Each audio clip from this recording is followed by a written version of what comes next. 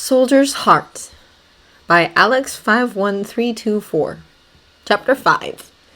The Peter Letters, Part 1.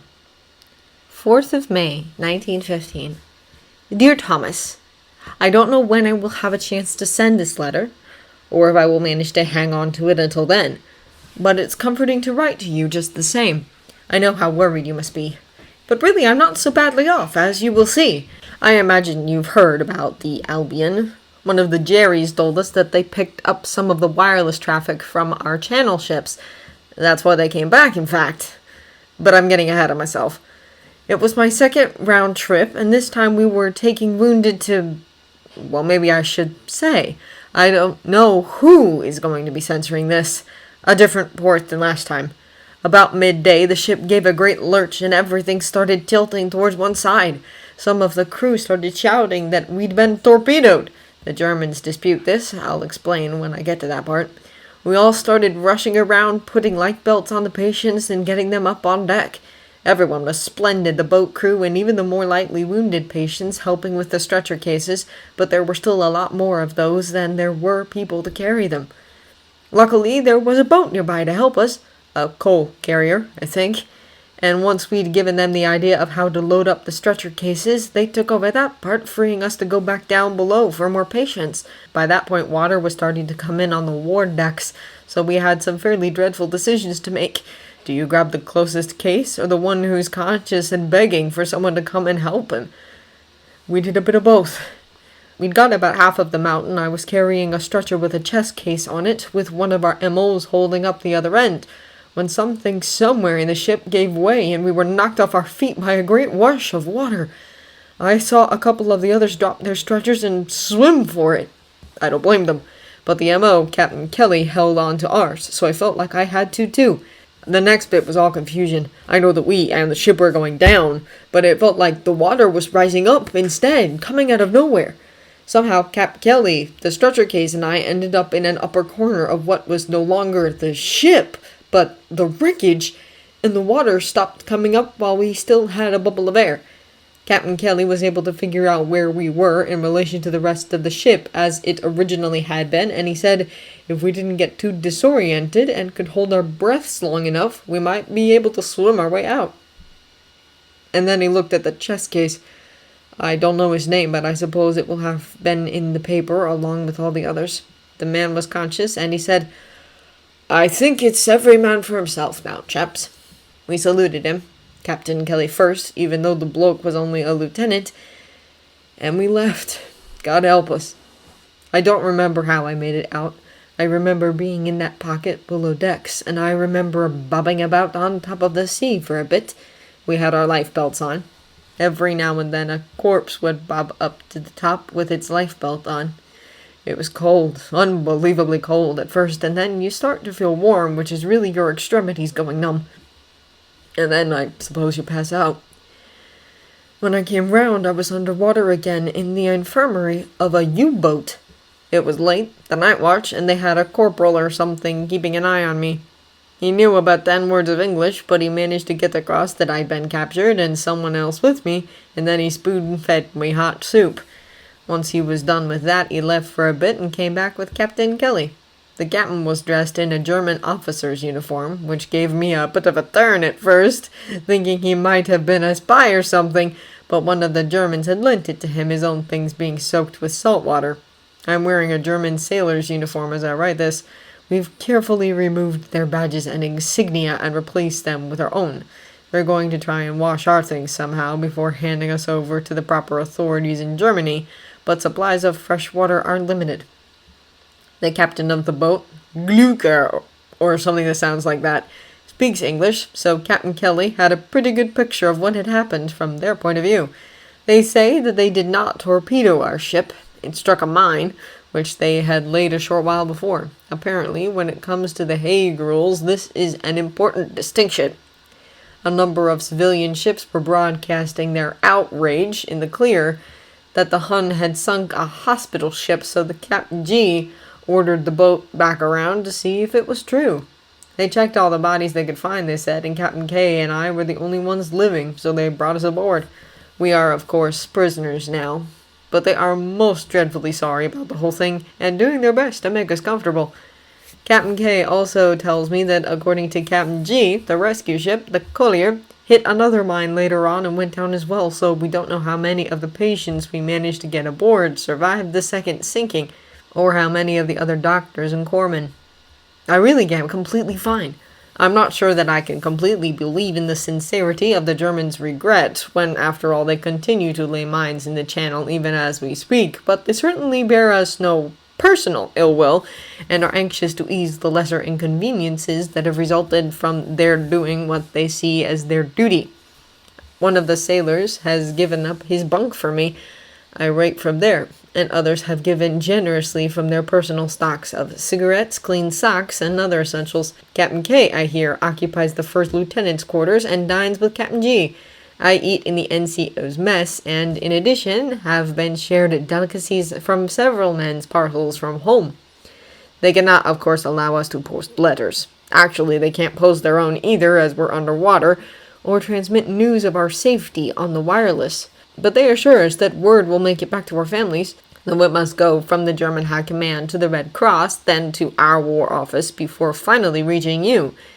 And Captain K tells me that once we are in an official prisoner of war camp, the Red Cross will post letters for us. When I asked for writing paper anyway, the lieutenant gave me a rather nice little pocket diary, in which I am writing this, indicating by gestures that I was to consider it a present, so I will simply keep writing until I have an opportunity of sending it. We're not sure what will happen to us once we get to Germany, but for right now, things are probably worse for you than they are for me. After all, I know that I'm fine. I hate to think of you worrying over me, although I'm sure you will have been doing so since you heard of the sinking. I suppose you may even have been notified already that I'm on the missing list, as I will be until the news of our rescue/capture gets back to England. Chin up, and do light a cigarette for me. We can only smoke here when the boat surfaces to take on air. Your Peter. 6th of May, 1915. Dear Thomas, spent the morning in the infirmary helping Captain K examine the Germans' rashes and coughs and so on. They haven't a medical officer, just an NCO with a bit of first aid training, and the infirmary is what you or I might mistake for a store cupboard with some bandages and ointment in it. It's only little things that have got to be checked out sometime, but I'm not sure how I feel about it, as they are, strictly speaking, the enemy. Captain K tells me that it's his duty as a doctor to treat the patients who are in front of him, enemy or not, though if something happens which would without his aid require them to cut their patrol short, he will have a very difficult decision to make. As for me, he says, the Germans are within their rights to put me to work at anything which doesn't directly help the war effort. I am unsure if this qualifies. When I worked on sick calls at our own aid stations, I certainly thought I was helping the war effort, but I suppose it's best to go along. Captain K also told me to consider it an order, if that made me feel better about it. I'm not sure whether it does, exactly. What does make me feel better about it is that the German sailors are no happier to be fighting this war than our own men are. I suppose their high command must feel differently, otherwise we wouldn't be doing it, but the ones here are all ordinary blokes like you could have a pint with, and would much rather be doing something else. One helped me try to dry out the photographs from my cigarette case, not too successfully, I'm afraid, and showed me his photographs of his girlfriend and sisters. I am picking up a bit of German, trying to talk to them. I could say, for instance, Ich vermiss mein Bruder, which is that I miss my brother. I can hardly stand it that my brother and my sweetheart may not know I am alive. Is beyond my skill in German, although I think I have managed to get the sentiment across. 8th of May. Mines laid by our U-boat have sunk another British ship. A battleship this time, so they aren't sorry, but out of politeness are trying not to seem too pleased with themselves. Ugh, I think I will go to my bunk and pull the blanket over my head. 9th of May. I'm still feeling very low today. 12th of May. Today is the birthday of one of the sailors. He's 19. His mother sent a cake along with him when he shipped out, which he has been keeping in the locker under his bunk for this occasion. We all had a piece, and the NCO issued a rum ration, or whatever it is they get. It tastes no more like rum or anything else on Earth than our own rum rations do. It's certainly alcoholic, though, and there has been a great deal of singing. We did just the same back in France when Jonesy turned 20. I don't remember whether I wrote to you about that or not. He was the baby of our section at the time, as Fritz, that's really his name, is the youngest on this boat. No rum ration, but we organized a bottle of wine, and he shared out his cake from home. He was killed doing stretcher duty at the front a month or two later. I wonder if Fritz will make it through the war. I wonder if I want him to. Mostly I wonder what we're all doing here. I felt much the same when I was working on the prisoners' ward back at the 11th General, that these men are no different from us and don't want to kill us any more than we want to kill them. But there is a great deal more time to think about it now that I am the prisoner. We're surfacing. I'm going up for a cigarette. Light one for me. Later. No cigarette, as when we attempted to surface, a British ship spotted us and opened fire. We submerged again immediately and beat a hasty retreat. From what I gather, U-boats carry either mines or torpedoes, not both, so there was no question of engaging it directly. Fortunately for us. The corporal told me it was a shame it all happened so quickly. If we'd been up there smoking and saw it coming, he could have looked the other way while I jumped overboard.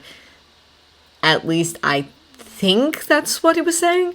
I now know slightly more German than he does English, but we still communicate mostly in pantomime. I really think if we put a half dozen from our war office and a half dozen from theirs on the same U-boat and had one of the neutral countries take the occasional shot at them, the war really would be over by Christmas. Late Christmas? This Christmas? I don't know. 14th of May. Apparently, we have been making our way back to Germany for some time now, and will be there tomorrow or the next day.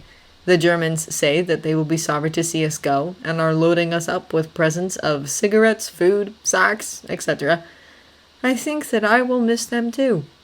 Captain K tells me that while officers and men are usually sent to separate prisoner camps, officers are often allowed to have a batman, especially if captured together. Captain G tells him that conditions are better in the officers' camps. Men are often put to very hard labor, mining and farm labor, and so forth. So he will do his best to keep me with him. He also says that Captain G has promised to put in a good word for us, that we were cooperative prisoners, as well as non-combatants, and help their sick while on patrol, which may give us some advantage.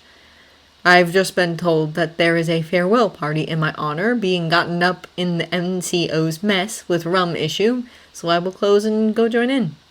Light a cigarette for me. 22nd of May.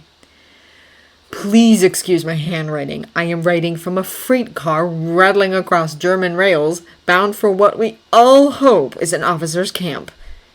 Captain K has succeeded in keeping me with him so far. We have been marched from one transit camp to another, starting at a port city which we were not allowed to know the name of for the last week. We miss our U-boat crew already, and the presents we had from them have made us very popular with the rest of the group, as rations are poor and issued infrequently. Today, for instance, we rose at dawn and breakfasted on water, which had to nourish us as we marched 3 or 4 hours to the railhead, and then for the first stage of our journey by rail. At about tea time, 4 loaves of bread were tossed into the car, which holds about 40 of us. I doubt we shall get anything else before tomorrow at the earliest. What we do get is scrupulously divided among us, officers and men alike. Most of the group are officers, with 3 other tagalongs like myself. In fact, a couple of subalterns even went so far as to suggest that we forget bigger portions than the officers. I think they must read too many Boys' Own stories. I'd probably have agreed to it, though, if the senior man, a regular army sergeant, hadn't been so obviously insulted by the suggestion. The other 3 men have all been assigned duties, sanitation, watch, and food distribution, but I am excused due to injury. My boots, after their lengthy immersion in salt water, were in no shape to hold up to a week's forced march, and gave their last on this morning's march. I've no idea what I'll do if we have another march at the end of the rail journey, as I'm limping already. I'm also being driven half crazy by itching. I was glad to get back into a British uniform when we left the U-boat, but it turns out our crew's efforts to wash it were not particularly successful, and the cloth is stiff with salt. I would be in much worse shape if I were not wearing German underwear and socks, let me tell you. There has not been a rest long enough for me to have a go at washing it again until now on the train, and here we have no spare water. They gave us a bucketful when we got on, and 2 more with the bread, but that's it. And of the latter, Captain K commandeered half a bucketful for washing of wounds, including my feet. We've been shown no violence, or even serious discourtesy, although some of the officers report rougher treatment before joining our current group. There is one NCO among our current guard who is clearly enjoying his authority, but I think that is a matter of the others being officers rather than British. He has been fairly polite to us 4 enlisted men. In fact, he asked me through gestures if I had extra socks when my boots fell apart, which I did, and also to the 2 non-combatant officers, Captain K and an RC chaplain, who apparently came to be captured while conducting last rites in our shell hole. Our chief entertainment is telling our capture stories. Captain K's and mine is considered quite good, on a par with that of the chaplain. It's getting dark now, so I should finish. Light a cigarette for me, dearest. 23rd of May. Arrived at officers' camp late last night.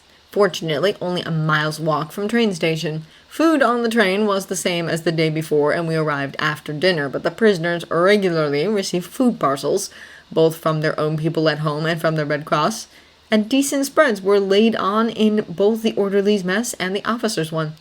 There are many more officers here than men, about 400 of them and about 80 of us, so I am pretty lucky that Captain K was able to wangle my being here. At present, I am still not assigned any duties on account of my feet, though it is assumed that both Captain K and I will be posted to the infirmary once we've settled in. My feet are a bit worse than last time I spoke as a result of walking here, but Captain K was able to locate some disinfectant and bandages and expects they will heal up fine. A major, who recently got a nice pair of carpet slippers and a parcel, has insisted that I have them, at least until either the Germans or the Red Cross comes through with a pair of boots. 24th of May. Still no duties, so I have plenty of time to write you a nice long letter. I don't suppose you have any idea what a prisoner of war camp is like. I didn't either. They don't lock us in cells or anything. The camp used to be a girls' boarding school, I believe, and is surrounded by a high stone wall.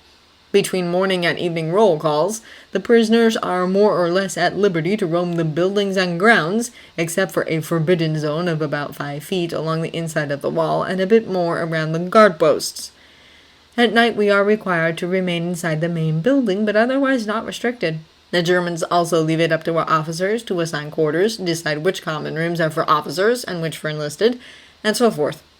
The population, by the way, includes both English and French prisoners, but those who have been here the longest have decided that we'll divide ourselves only into officers and other ranks, and not by nationality. Our RC Padre has been warmly welcomed by the French. There was already a C of E chaplain here, but if any of their own chaplains have been captured yet, they're keeping them somewhere else, so they've had to make the uncomfortable choice between worshipping under a chaplain who is an ally, but of a different faith, or of their own faith, but German.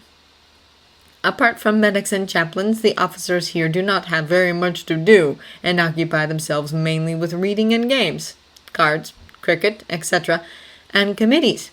There is a disciplinary committee, for matters not serious enough to draw the attention of the Germans, a parcels committee, which ensures that the parcels from Red Cross and other charitable organizations are distributed fairly and keep track of who gets parcels from home, so that the contents of charity parcels are distributed to those who haven't had one in a while, a recreation committee, which organizes games and entertainments. Apparently there is a talent show in the offing. A sanitation committee, a complaints committee, which hears all complaints from everyone and determines which to pass along to the Germans and to the Red Cross, and several others.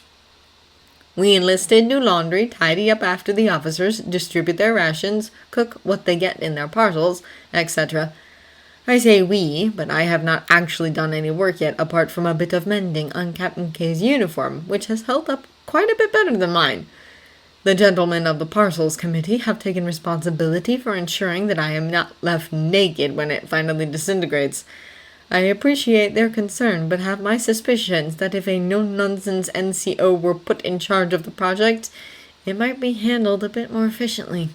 Official rations are quite poor, consisting mostly of bread, potatoes, and soup made out of barley and turnips, but we're swimming in parcels, and many of the officers get money sent to them and can buy extra food, either directly from the guards or on supervised walks into town. We enlisted are allowed to have money sent to us, but by the time it's been converted into German marks, any amount we're likely to get doesn't buy much at inflated wartime prices. So when you do finally read this, don't bother sending money. 29th of May. Tomorrow, Sunday, is Red Cross Day. They come with the parcels and collect our letters after church. With any luck, you will be reading this soon. I'm so glad. It will take a long time for your reply to get back to me, but just knowing that you will read what I've written eases the pain of missing you. I hope that what I've written is reassuring to you. I'm fairly sure that you will have been picturing much worse. The period between the U-boat and this camp was not much fun, but now that I am here, the worst part once again is thinking about how worried you must be. Really, I am quite all right. Even my feet are much better now. I have no particular idea where I am, and probably wouldn't be allowed to tell you if I did. But the air is fresh, I can hear no sound of guns, and there are trees and mountains visible over the wall, so all in all, this is probably a safer and more healthful spot to spend the war than anywhere I've been since Oxfordshire. The only real disadvantage is that letter writing is limited. The others tell me we're allowed to send 2 per month, and that there is no chance of a home leave, of course. Other than that, everything is pretty much tickety-boom, honestly.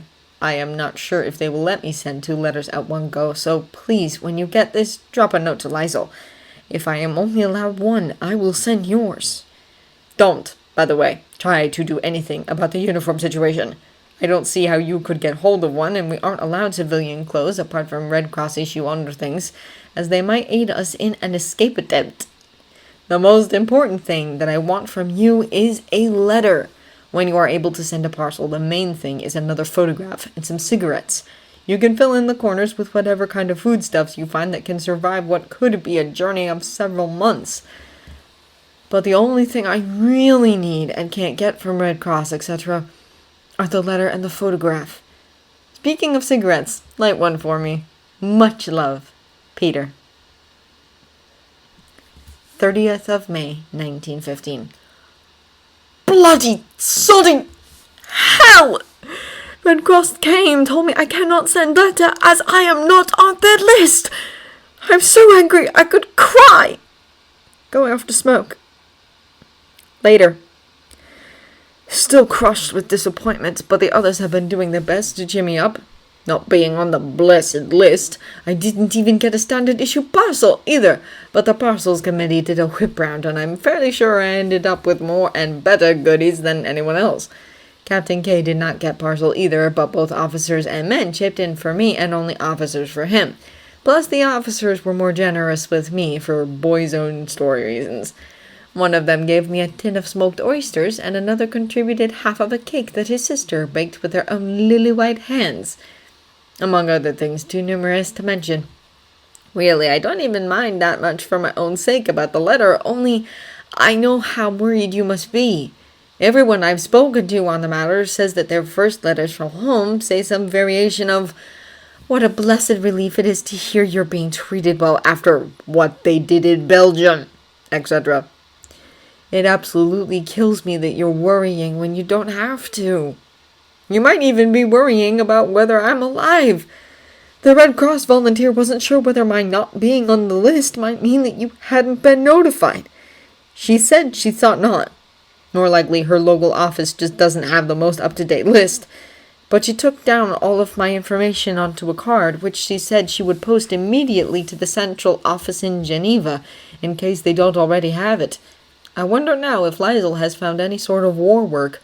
She was thinking of looking for some, when last I heard from her. She might do well in the Red Cross Prisoners Bureau. They need people with lots of languages. Our ones who came here are German ladies, so I suppose in England it is English ladies visiting the German prisoners, and it's the Swiss who coordinate the whole thing from Geneva, so one way or the other she ought to qualify. Off to the NCO's mess. There is a party for Partial Day. 14th of June, 1915. Dear Thomas, I feel as though I ought to say sorry for not writing for over 2 weeks. But it isn't as though you'll have missed my letters any more than you do already. There wasn't much to say, and writing letters you won't read wasn't giving me as much comfort anymore after I'd got my hopes up about finally being able to send it off. But there is lots of news to tell now, so it's as good a time as any to write. We have moved again, that is, Captain K and I, this time to a military hospital in a major German city. I do know which one this time, but I had better not say in case I do get the chance to post this. They have a ward for treating prisoners, and hearing that they are short of doctors, Captain K volunteered us at once. He told me I didn't have to go, but if I didn't, I'd probably have been sent to a camp for enlisted sooner or later. Besides, I'd just as soon get back to medical work, since we'll be treating our own people. I feel as though it's still helping the war effort. This journey was very different from the previous. We were taken by regular passenger train, escorted by 2 German guards apiece, and decently fed at a station cafe. I won't say well fed. German station cafes are no better than ours, and half the menu was struck out due to shortages, but we got the same thing our escorts got. And we'd had a sending-off party the nights before, as well. The hospital, like our London ones, has both military and civilian wards. The prisoners of war ward is devoted to officers, but receives the occasional serious case from among enlisted prisoners. These are set off on one end behind a screen. As at our last, the prisoners are British and French, patients, MOs, and orderlies alike, although the staff is supplemented with some German nurses from the Red Cross and their equivalent of the VAD. The ward holds 60, which is rather a lot. All types of cases mixed together, wounded and sick, walking in stretcher, medical and surgical. Surgeries, I'm told, are done in a common operating room under the supervision of German doctors, all scalpels accounted for afterwards, and so on. Captain K makes the 3rd MO. One of the others is French, the other British, and there are 6 British orderlies and 2 French. If you were our AMC, you'd say that isn't nearly enough orderlies for 60 cases, especially if more than a few of them are serious, but we have the nurses and civilian workers do quite a bit of what falls to our lot in a field hospital, laundry and cooking and so on. I'm also told that from time to time a German orderly or 2 will be seconded to us, although in return we are asked to help with civilian patients when our own ward isn't full. I say we, but we have been here 2 days and I haven't done much yet. Today I changed beds. Mostly I have been getting settled in. Our orderly room is comfortable enough, though a bit small for 8. We sleep in bunks, one atop the other, and there's really only room for 2 or 3 of us to be out of our bunks at any one time. Rations are similar to at the camp, and supplemented as usual by parcels. That reminds me, the parcels committee back at camp never did come up with anything to do about my uniform, apart from a spare pair of puttees someone had.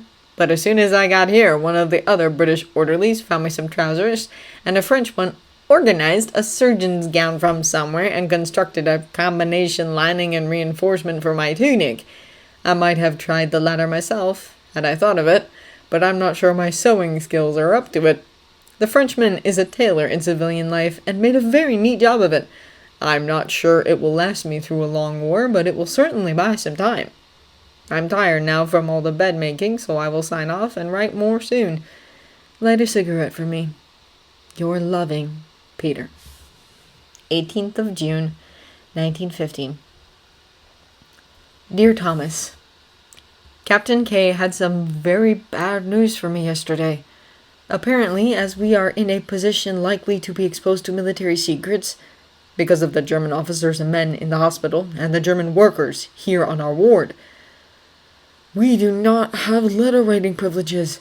He swears on the Bible that he did not know this before he volunteered us to come here, which I believe, and that he only found out yesterday, which I do not. He has been cagey since our first full day here. I was ready to demand to be sent to a regular camp at once, but one of the patients, a serious enlisted case, talked me down. He says the conditions in the camps for enlisted can be very bad, Not just hard work, which I knew about, but inadequate food, dangerous work, lots of sickness, and violent guards. Not all are as bad as that, but there's a real chance of ending up somewhere I could be killed. I reckon you'd rather I lived through the war, even if it means more worry, so I suppose I had better stay where I am. The French M.O. also promises me that the Red Cross will tell you where, in general, I am. He was brought here immediately after his capture and has never been able to send a letter either, but we are allowed to receive letters, just not post them, and he says that his wife's, to him, indicate that she is quite aware that he is in a hospital tending two fellow prisoners, and has even mentioned getting a positive report from Geneva about conditions in our hospital, though they won't tell her which one it is. So he is sure that you, mon frere, will also receive this comforting news in due course. As you might be able to tell, I waited until I had gotten over the worst of my feelings before writing this. If this notebook is to last me through the war, I had better choose carefully what I write in it. Once I am a bit calmer still, I plan to attempt contact through mental telepathy. I won't try it just yet, since I don't want you to sense how upset I am, in the unlikely event that it works. Light a cigarette for me, please, dearest. Your Peter. 25th of June, 1915. Parcel Day! I got one Red Cross and one from the RAMC Welfare Committee. The latter was simply addressed to any RAMC prisoner and was allocated to me by the Parcels Committee, but the former indicates that I am finally on the blessed list. Since the Red Cross knows where I am, surely you do as well. Or at least will very soon. Parcels contain all sorts of good things. Tinned milk, biscuits, sweets, potted meat, jam, etc. Many of these goods are in short supply here in unnamed German city, and the German workers are quite well informed as to what the Red Cross sends us, so there is a brisk trade going on. I have mostly kept what I got. I haven't been here long enough to be tired of the usual things they send, although some of the others are. But I traded one can of milk, which one of the chairwomen was very anxious to get, for the little grandchild. That is, she wanted the milk for the grandchild. What she gave me was a sort of dry and crumbly seed cake thing that she had produced in her own kitchen. She assures me that she is normally a much better baker than this would indicate, but it is so hard to get butter, sugar, eggs, etc. that none of her recipes come out right. I suppose this is my good deed for the day, and I can now stuff myself on the contents of my parcels with a clean conscience.